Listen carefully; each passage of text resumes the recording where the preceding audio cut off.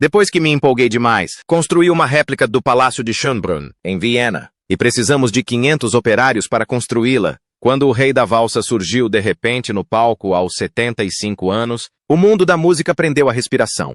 Como um artista que outrora lotava estádios de alegria, enfrenta uma crise que ameaça não apenas sua carreira, mas também seu próprio equilíbrio. Por trás do sucesso estrondoso de André Rieu, esconde-se uma história de profundas batalhas pessoais, doenças implacáveis e um espírito indomável que se recusou a se render. De uma infância marcada por disciplina rígida, a uma doença viral que quase pôs fim à sua trajetória musical. Sua vida se assemelha a uma sinfonia dramática. A crise no palco.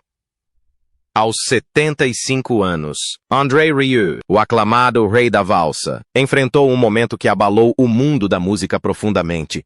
Durante uma série de concertos de grande repercussão na Cidade do México, no início de 2024, o maestro sofreu um colapso físico súbito e alarmante no meio de uma apresentação. O que deveria ser um retorno triunfal aos palcos transformou-se em um pesadelo, como febre, confusão e falta de ar acometidas por ele. 4 concertos tiveram que ser encerrados prematuramente, o que irritou mais de 40 mil pessoas que compraram ingressos e obrigou toda a orquestra a cancelar o restante da turnê.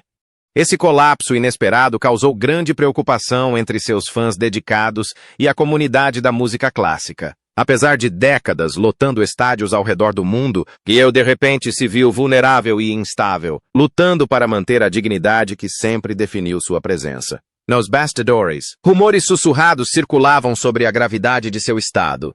Os relatos falavam de jet lag, mal de altitude e uma gripe persistente, numa combinação perfeita. O impacto físico era evidente, mas o que tornou esse momento ainda mais chocante foi a repentina e pública natureza do colapso.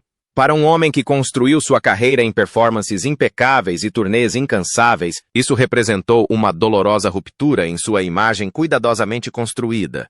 Essa crise não foi um incidente isolado, mas o culminar de anos de crescentes problemas de saúde que silenciosamente marcaram sua carreira. Embora poucos entendessem completamente, André vinha lutando contra uma vulnerabilidade persistente desde 2010, quando uma infecção viral atingiu seu ouvido interno, comprometendo seu equilíbrio e ameaçando sua capacidade de se apresentar. Esse susto inicial o obrigou a cancelar turnês e a se afastar do ritmo implacável que definia sua vida. Embora o mundo acreditasse que ele havia se recuperado completamente, a verdade era muito mais complexa. Os danos o deixaram fisicamente alterado e frágil. Durante anos após a doença inicial, André se esforçou para retomar o estilo de vida frenético de um virtuoso em turnê, uma ambição que escondia a verdade sobre um equilíbrio instável e tonturas intermitentes. A pressão para manter sua reputação de maestro invencível entrou em conflito com as limitações físicas de seu corpo. Foi somente após o colapso público na Cidade do México que a gravidade da situação se tornou impossível de ignorar. De repente, o homem que antes parecia invencível foi forçado a confrontar uma nova realidade, onde sua saúde ditava sua música. Nos bastidores, o período posterior foi caótico e doloroso. A orquestra, em plena turnê, se desfez e, como consequência, shows foram cancelados, voos remarcados e reembolsos emitidos. Tudo isso causou transtornos não só para os fãs de André, mas também para a orquestra e a equipe que o apoiavam há décadas. Esse distanciamento revelou fragilidades que antes passavam despercebidas devido à intensa atenção que o palco ofuscava. Ao mesmo tempo, preparou o terreno para uma mudança crucial na gestão da carreira e da saúde de André dali em diante. Havia uma pergunta. Como um artista no auge da carreira pôde chegar a um ponto de ruptura tão grave? A resposta estava enterrada nas profundezas de anos de provações pessoais, problemas de saúde e na pressão de turnês incessantes. Sugeria que as feridas do passado não haviam cicatrizado completamente e que os problemas de saúde haviam sido agravados por uma agenda de apresentações rigorosa. O colapso na Cidade do México, de muitas maneiras, foi o clímax inevitável de uma longa guerra silenciosa. Este momento foi um ponto de virada, uma desaceleração forçada que nenhum artista deseja, mas que se torna inevitável com o passar do tempo e as circunstâncias certas.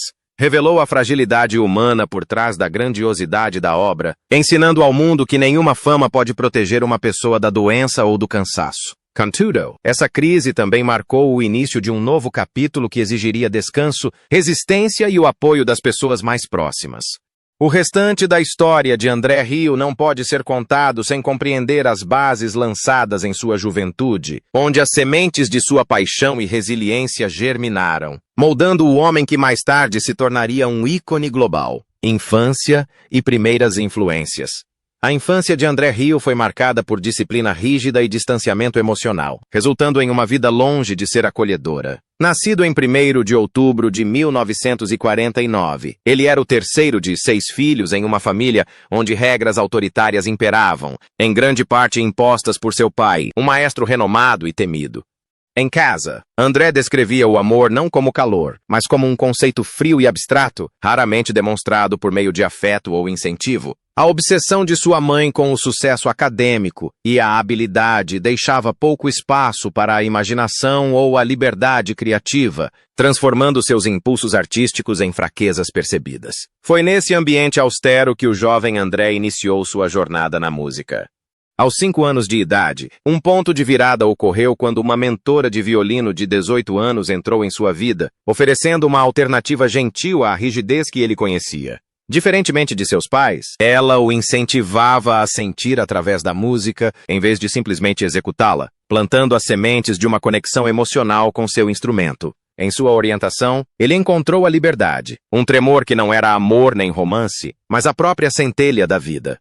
Essa experiência despertou uma paixão que o impulsionou, mesmo que sua vida familiar não lhe oferecesse nenhum conforto. Ao entrar na adolescência, o crescente amor de André pelas valsas entrou em forte conflito com as rígidas expectativas de seu pai. A rejeição severa do pai a esse estilo musical era mais do que uma simples divergência de gosto. Parecia uma tentativa direta de extinguir seu espírito criativo. A repetida advertência de que ele não fora criado para tocar valsas ecoou por sua juventude, deixando profundas cicatrizes emocionais. Esse conflito entre paixão pessoal e autoridade parental alimentaria mais tarde sua determinação em trilhar seu próprio caminho artístico. Em meio a essa tensão, um relacionamento crucial mudou o rumo de sua vida. Em 1968, a decisão de André de ficar com Marjorie, em vez de se conformar às rígidas expectativas de seus pais, resultou em uma rejeição feroz por parte de sua mãe, que exigiu que Marjorie fosse embora imediatamente. Sentindo o peso dessa rejeição familiar, André optou por deixar a casa de sua infância naquela mesma noite, rompendo os laços com um lar que não lhe oferecera nenhum refúgio. A partir de então, sua casa de família tornou-se uma casca intocada, um símbolo de ausência em vez de pertencimento. Apesar de lotar arenas com fãs adoradores, o silêncio de sua família permaneceu um vazio perturbador. Seus pais nunca compareceram às suas apresentações, um fato que sublinhou o distanciamento emocional que definiu seus primeiros anos. Essa ausência deixou feridas que nenhuma quantidade de aplausos poderia curar, levando André a passar anos em terapia lidando com o vazio de sua criação. Foi sua música, acima de tudo, que finalmente lhe permitiu se sentir visto e compreendido. O violino se tornou mais do que um instrumento musical. Era um elo que o ligava ao mundo além de sua vida familiar despedaçada. Através da música, ele podia respirar liberdade e se expressar. Essa forte relação com a música era sua fonte de força nos momentos difíceis e o ajudou a enxergar o potencial da música, uma experiência compartilhada por todos os seres humanos com o propósito de alegria e conexão. Após formação orquestral formal e anos lidando com o ambiente muitas vezes estéril da música clássica tradicional, o espírito rebelde de André veio à tona. Os mais de 12 músicos que tocavam sob o nome de Maastricht Salon Orchestra, que ele fundou em 1978, representavam o desfecho de um triângulo amoroso entre críticos e grandes palcos. 12 jovens e vibrantes músicos reunidos por André planejavam tocar apenas por amor à música. Pequenas cidades e modestos salões comunitários foram os palcos dessas primeiras apresentações, que já incorporavam o elemento humano ao som. Foi uma revolução pacata, que tinha a esperança e a autenticidade como pilares, e não a fama ou a riqueza. Essa combinação de força pessoal, rebeldia criativa e parceria preparou o terreno para algo verdadeiramente novo. Algo que redefiniria a música clássica e inspiraria o público do mundo todo a redescobrir a alegria através do som. Quebrando tradições. Em 1987, André Rieu deu um passo ousado ao fundar formalmente a Orquestra Johann Strauss, marcando o início de uma missão radical para restaurar a vitalidade da música clássica. Ao contrário das orquestras convencionais, envoltas em solenes casacas pretas, o conjunto de Rieu ostentava cores vibrantes e abraçava uma atmosfera alegre. Essa ruptura com a tradição foi tanto uma declaração quanto um convite para celebrar a música com luz, movimento e dança, em vez da formalidade austera. A estreia no dia de Ano Novo de 1988 explodiu em energia, luzes e rises, desafiando corajosamente os críticos que rejeitaram a proposta. Apesar do ridículo dos tradicionalistas que rotularam o espetáculo como pornografia musical, o público compareceu aos concertos em números cada vez maiores.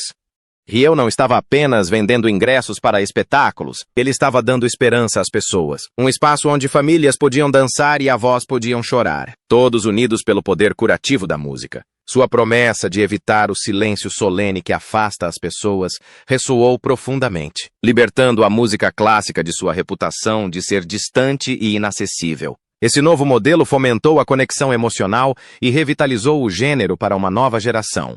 Em 1995, a orquestra alcançou um momento decisivo em um dos maiores palcos da Europa, a final da Liga dos Campeões da UEFA, em Viena. Enquanto a orquestra tocava a valsa nu de Sikovic, todo o estádio se comoveu. Os torcedores pararam e aplaudiram, com a música dissipando a tensão da competição esportiva e transformando-a em um momento inesquecível de graça.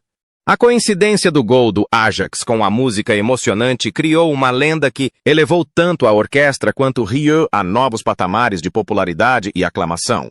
O sucesso foi sem precedentes. A orquestra Johann Strauss permaneceu 19 semanas em primeiro lugar na Holanda, vendendo milhões de discos em todo o mundo. O sucesso se espalhou para a Austrália, onde mais de 38 mil fãs lotaram os estádios para uma apresentação ao vivo que parecia um conto de fadas. Notavelmente, 8 dos 10 DVDs mais vendidos no país eram de Rieu, colocando-o ao lado de ícones pop globais e consolidando seu status como um fenômeno musical. Essa era de triunfo. Porém, não veio sem detratores. Entre os críticos mais severos estavam os puristas, que rejeitavam a abordagem festiva de Rieu como uma zombaria da arte clássica. No entanto, a alegria palpável e a sinceridade transmitidas ao público em todo o mundo conquistaram corações. Seus concertos se tornaram espaços onde a emoção não era reprimida, mas celebrada, levando a música às pessoas de uma maneira que transcendia as fronteiras tradicionais. A divisão entre críticos e fãs evidenciou uma mudança cultural mais ampla na forma como a música clássica era vivenciada. A capacidade de Rieu de unir esses dois mundos, combinando a elegância da valsa com a energia do espetáculo popular, remodelou a percepção do que um concerto de música clássica poderia ser. Sua missão não era apenas artística, mas profundamente humana. Revitalizar o pulsar da música e oferecer esperança àqueles que se sentiam alienados pelas tradições rígidas. Essa ousada reinvenção cativou a imaginação de todos e transformou espaços culturais no mundo todo em locais de celebração, em vez de reverência distante. A ascensão da orquestra foi impulsionada por mais do que apenas performances. Ela foi sustentada por uma rede de gestão e apoio. Marjorie, sempre presente e exigente, cuidou das reservas, da composição de músicas e das finanças, transformando a visão em realidade. Sua mão firme garantiu que cada passo fosse sustentável, permitindo que a magia no palco continuasse a crescer sem vacilar. Essa parceria foi fundamental para trilhar o novo caminho no entretenimento clássico. Os desafios que se avizinhavam testariam não apenas seu gênio musical, mas também seus limites físicos e emocionais, revelando o homem por trás do grande espetáculo e dos triunfos globais. Em meados da década de 1990, André Rieu e a orquestra Johann Strauss começaram a definir uma nova era da música clássica, combinando a elegância tradicional com um apelo popular sem precedentes. Seu momento de consagração ocorreu em 1995, na final da Liga dos Campeões da UEFA, em Viena, onde a orquestra de Rieu entrou em campo para executar a valsa número 1 de Sikovic. O estádio mergulhou num silêncio inesperado quando os torcedores pararam, balançaram-se e bateram palmas ao ritmo suave da música. A tensão do jogo dissipou-se, substituída por um momento compartilhado de graça e união, conferindo ao evento uma qualidade atemporal. Essa fusão marcante de esporte e música tornou-se lendária, assim como a popularidade da orquestra explodiu. A orquestra Johann Strauss alcançou o primeiro lugar na Holanda, mantendo essa posição por impressionantes 19 semanas. Esse feito praticamente inédito para artistas de música clássica sinalizou uma mudança radical no gosto dos ouvintes. Milhões de discos vendidos em todo o mundo confirmaram que Rieu não estava mais restrito aos círculos da música clássica, mas conquistava o público em geral com facilidade. A Austrália logo seguiu o exemplo, abraçando com entusiasmo o som alegre de Rieu. Mais de 38 mil pessoas se reuniram nas arquibancadas do estádio em Melbourne para testemunhar o que muitos descreveram como um conto de fadas que se tornou realidade. Seu sucesso era visível no domínio de seus DVDs, que ocuparam 8 das 10 primeiras posições nas paradas musicais do país. Essa notável projeção o colocou lado a lado com ícones pop mundialmente renomados, como Pink e AC/DC, consolidando ainda mais sua ampla influência. No entanto, nem todos abraçaram esse novo renascimento da música clássica. Os tradicionalistas do mundo da música rejeitaram o estilo de Rieu, considerando-o pornografia musical e zombando das luzes alegres, dos vestidos coloridos e da atmosfera festiva que definiam seus concertos. Para esses críticos, a alegria não tinha lugar na arte séria. Apesar do desprezo, o público fiel a Rieu encontrou uma profunda conexão emocional na experiência. Famílias dançavam juntas, avós enxugavam lágrimas e a emoção encontrava um palco raro e acolhedor.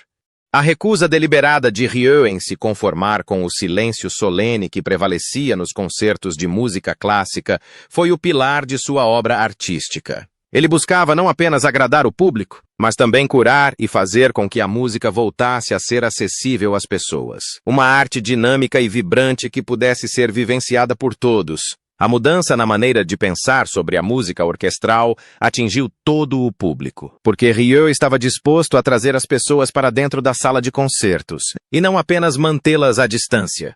Para muitas pessoas, seus concertos eram ocasiões de libertação e luto. A vitória da sinfonia não se resumia apenas ao seu poder manifesto. Era também fruto da excelente perspicácia comercial e do planejamento meticuloso da orquestra, sendo a principal força motriz Marjorie, que, com seu trabalho invisível em reservas, contratos e estratégia, construiu uma base sólida.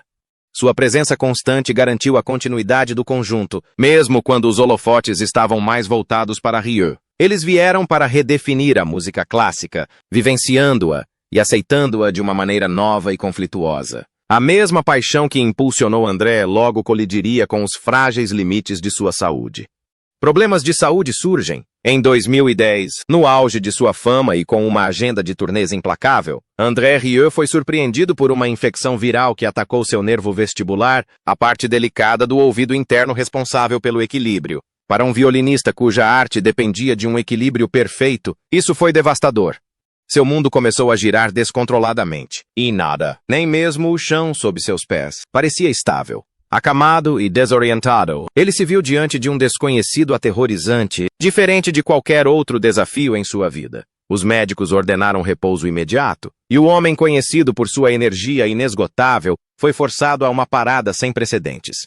As turnês de shows foram canceladas e o ritmo intenso de sua vida desmoronou. Anos de treinamento rigoroso, orgulho e resistência física deram lugar a meses de vulnerabilidade e incerteza. Isso era mais do que uma simples doença. Foi uma ruptura nos alicerces de sua identidade que o abalou profundamente. A recuperação provou ser lenta e difícil. As terapias convencionais não trouxeram alívio, prolongando o período de isolamento e sofrimento físico. No entanto, um ponto de virada veio de uma fonte inesperada. Uma carta de um fã australiano que compartilhou como exercícios vestibulares específicos o ajudaram a recuperar o equilíbrio em sua própria luta contra a mesma infecção. Desesperado por voltar à normalidade, André acatou o conselho, iniciando uma árdua jornada de volta aos palcos. Gradualmente, as distorções diminuíram e, após meses de afastamento, ele voltou a se apresentar, primeiro com dificuldade, depois com força crescente. Seu eventual retorno foi saudado como um triunfo, sinalizando não apenas a recuperação física, mas também a restauração de sua imagem pública. Fãs e críticos acreditavam que ele havia recuperado todo o seu brilho, mas as cicatrizes invisíveis permaneciam. Seu equilíbrio era frágil e a orelha, antes lesionada, continuava sendo um ponto vulnerável.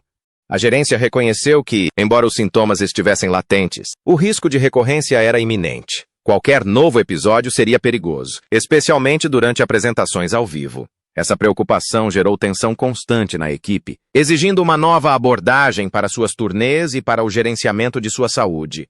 O homem que outrora se orgulhava de sua resistência, agora se via obrigado a agir com cautela. Os anos seguintes trouxeram momentos de renovada dificuldade.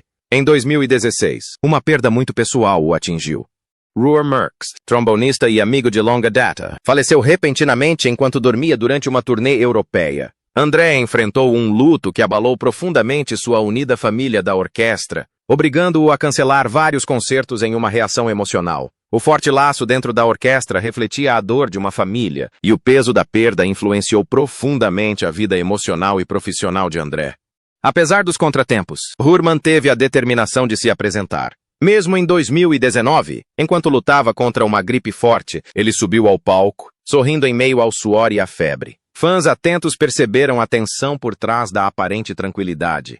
Sua resiliência foi temperada pela luta física. Seu comprometimento jamais vacilou. Mas a batalha entre paixão e saúde tornou-se cada vez mais visível. A tempestade que realmente destruiria suas forças surgiu na cidade do México, no início de 2024, quando uma combinação de jet lag, altitude e doença forçou uma interrupção abrupta em sua turnê e expôs os limites de sua resistência. O caos que se seguiu evidenciou uma dura verdade. Nenhuma força de vontade seria capaz de superar a fragilidade do corpo. Isso não representou um fim, mas sim um limiar crítico que exigiu novas estratégias, apoio e aceitação da vulnerabilidade. À medida que as necessidades de sua saúde se tornavam mais urgentes, também aumentava o papel daqueles que zelariam por seu bem-estar, inaugurando um novo capítulo definido por uma gestão cuidadosa e um propósito renovado. Perda e luto. Mesmo enquanto André Roar lutava contra problemas de saúde, o peso da perda pessoal acrescentou uma profunda camada de tristeza que o atingiu em sua essência. Em 2016, durante uma turnê europeia em Leeds, uma tragédia atingiu a orquestra inesperadamente quando Roar Merckx, trombonista e amigo de longa data, faleceu tranquilamente enquanto dormia. A notícia abalou a orquestra como um terremoto. Merckx não era apenas um colega, mas havia se tornado como um irmão para André. Não havia tempo para hesitação. Os concertos em Nottingham, Londres, Birmingham e Glasgow foram imediatamente cancelados, enquanto o luto se instalava no grupo. Essa perda reverberou por todo o grupo unido, que frequentemente se referia a si mesmo como uma família, tornando o vazio profundamente sentido tanto no palco quanto fora dele. André admitiu abertamente a devastação, revelando como a ausência de alguém tão essencial abalou seu foco. O peso do luto fez com que cada apresentação subsequente carregasse uma carga emocional ainda maior, a música tingida por memórias e tristeza. Foi um lembrete de que, mesmo em meio ao sucesso e à aclamação, a fragilidade da vida permanece sempre presente. Apesar da dor, a dedicação de André à música jamais vacilou. Em 2019, ele subiu ao palco mesmo lutando contra uma forte gripe, superando a febre e o suor excessivo para entregar a performance que seus fãs esperavam. Embora sorrisse e tocasse com paixão, aqueles mais próximos testemunharam o impacto da doença e do luto nos bastidores. Esse ato de perseverança ilustrou sua dedicação inabalável, mesmo enquanto seu corpo lutava para acompanhar seu espírito. O luto, porém, não é uma batalha travada sozinho, e a orquestra se uniu em apoio, compartilhando a jornada de perda e cura. A experiência aprofundou a textura emocional de sua música, conferindo autenticidade e pungência a cada nota tocada. A resposta da orquestra refletiu uma verdade maior. Por trás do espetáculo, histórias humanas reais se desenrolavam, histórias de amor, perda e resiliência. A morte de Merckx foi apenas um dos eventos que testaram a resistência de André nos anos que se seguiram. Uma crise na cidade do México, que começou no início de 2024, mostrou fisicamente os efeitos cumulativos de anos de tensão e turbulência pessoal. As batalhas contra os problemas de saúde não foram fáceis, mas a dor emocional forçou André a encarar seus limites, que ele nem sequer reconhecia antes. Ele não podia mais ser apenas talentoso se quisesse continuar. Ele precisaria cuidar de si mesmo, manter um bom equilíbrio e contar com a companhia dos poucos aliados pró-guerra. Houve vários momentos de desconforto, mas eles também foram necessários durante o processo de reconhecimento das dificuldades que André havia enfrentado ao longo dos anos. O silêncio e a doença o afetaram profundamente, e ele foi forçado a adotar uma nova abordagem para toda a situação, não mais guiada por valores essenciais como resistência e aceitação. Essa relação em constante evolução entre o luto pessoal e a resiliência profissional preparou o terreno para uma transformação que dependeria fortemente da confiança e da orientação da família dali em diante. A parceria entre pai e filho. À medida que André Rieu enfrentava crescentes desafios de saúde e dificuldades pessoais, seu filho Pierre emergiu como uma figura fundamental na definição do futuro da carreira e do bem-estar do maestro. Inicialmente envolvido com logística e gestão de turnês, o papel de Pierre evoluiu para o de protetor e guardião, um curador do ritmo que equilibrava a ambição com prudência. Ele se tornou o filtro crucial para cada voo, local e apresentação, fazendo a pergunta fundamental: será que meu pai conseguirá fazer isso sem se esgotar? Essa responsabilidade remodelou não apenas a programação, mas a própria natureza da empresa musical. A influência de Pierre se estendeu além do planejamento prático. Ele impôs protocolos médicos rigorosos e garantiu que cada detalhe, desde a disponibilidade de oxigênio nos bastidores até os intervalos de descanso obrigatórios, fosse meticulosamente planejado. A saúde do homem, que antes parecia invencível, tornou-se a prioridade máxima, guiando decisões que, por vezes, se sobrepunham aos próprios instintos de André. A relação entre eles transformou-se de pai e filho em uma parceria alicerçada no cuidado, na honestidade e no respeito mútuo. Embora André por vezes se esforçasse para manter seu ritmo histórico, ele reconhecia que a cautela de Pierre havia sido a chave para sua capacidade contínua de se apresentar. O jovem Rieu assumiu o pesado fardo emocional de equilibrar os desejos do pai com a realidade, muitas vezes carregando sozinho o peso de escolhas difíceis. Essa tutela protetora preservou a música, mas, mais importante, preservou o próprio André.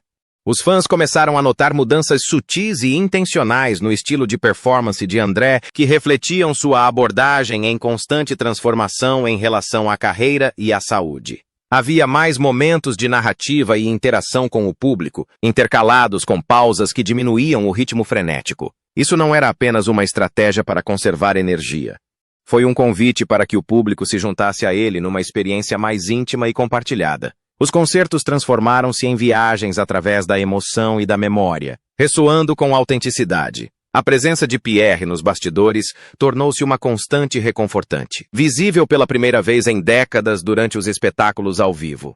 Ele deixou de estar apenas nos bastidores e se tornou uma parte vital do ecossistema da orquestra. Sua vigilância constante oferecia segurança, pois sabíamos que alguém estava pronto para intervir caso o esforço físico se tornasse excessivo. Essa dinâmica redefiniu o significado de fazer turnê, não apenas como uma vitrine de brilhantismo, mas como uma forma de arte cuidadosamente protegida.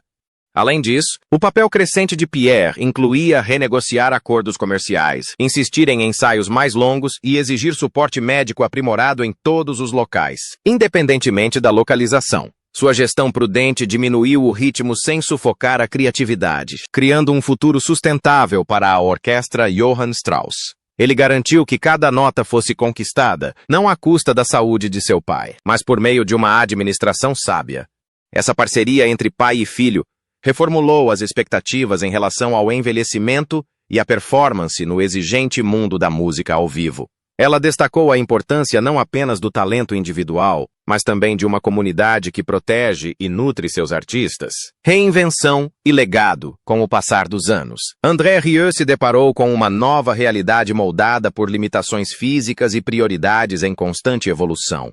Sua incessante agenda de turnês, que antes era o oxigênio de sua vida, tornou-se insustentável. Com seu filho Pierre, agora responsável por controlar o ritmo e cuidar da saúde, as apresentações deixaram de ser provas de resistência para se tornarem experiências cuidadosamente elaboradas. Essa mudança exigiu que André repensasse sua abordagem artística, sem perder a paixão que o definira por décadas.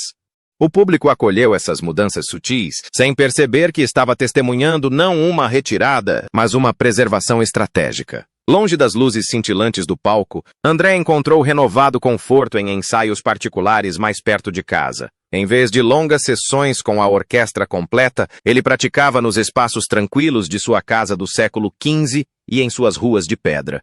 Esse ritmo mais lento o ajudou a preservar suas reservas de energia para os dias de apresentação, marcando uma mudança profunda em sua preparação. Amigos e colegas notaram que sua voz ficou mais suave. As ligações noturnas diminuíram e ele desenvolveu uma nova capacidade de dizer não. A importância do papel de Pierre permaneceu.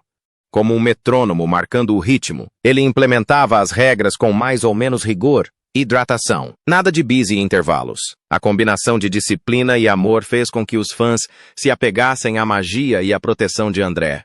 Pierre deixou de ser apenas um empresário e se tornou o protetor incansável de um legado em transformação, onde conciliava a dedicação à música com o bem-estar do pai. A história de André Rieu é uma de genialidade temperada pela fragilidade humana, onde triunfo e dificuldade se entrelaçam. Das lutas da infância à fama mundial e agora à reinvenção cautelosa, sua trajetória nos lembra que até mesmo as lendas enfrentam limites.